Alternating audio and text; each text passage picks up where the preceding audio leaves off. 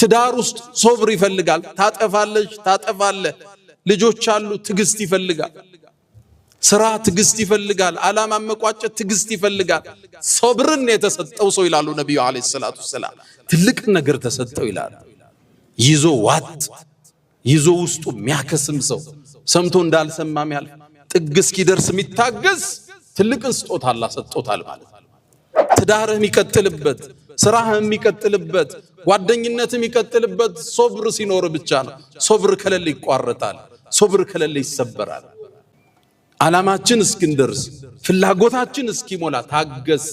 ብዛት ስትመለከቱ ነገራትን መለወጥ ከባድ እንደሆነ ለራሳችን ነግረነዋል። ሲጋራ የሚያጨስ ሰው ሲጋራ ለመተው ያስባል፣ አልችልም ይላል። ጫት የሚቅም ሰው ማቆም ይፈልጋል፣ አልተሳካለትም። ኢኮኖሚው ተበላበት፣ ስራው ተበላሸበት፣ ትዳሩ ተበላሸበት። ሊያቆም ግን አልቻለም። ማቆም አልችልም ይላል። ምሳ ከበላ በኋላ ያችን አረንጓዴ ቅጠል ካላኘከ ዱንያ ትጨልምበታለች። አልታገስም ይልሃል። አንተ ጠዋት ከሱብሒ በፊት ምግብ በልተህ ለ13 14 ሰዓት ያለ ሲጋራ ያለ ሺሻ ያለ ጫት ከቆየ ህይወትህን ሙሉ ማቆም ትችላለህ ማለት ነው። እንዴት ቻልከው? ሙሉ ቀን እንዴት ተሳካልህ? ከሱብሒ ጀምረህ እስከ መግሪብ ድረስ እሱም ማረግ ከቻልክ ህይወትህን መለወጥ ትችላለህ ነው ትምህርት።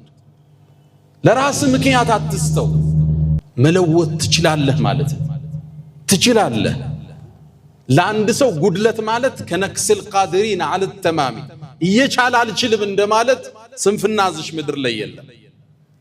አንተ የሰው ትዳር ወደቀ እያልክ አንተ በሰላም ትቀጥል፣ ይሄ አላህ ህግ አይደለም። አንተ ባሪያውን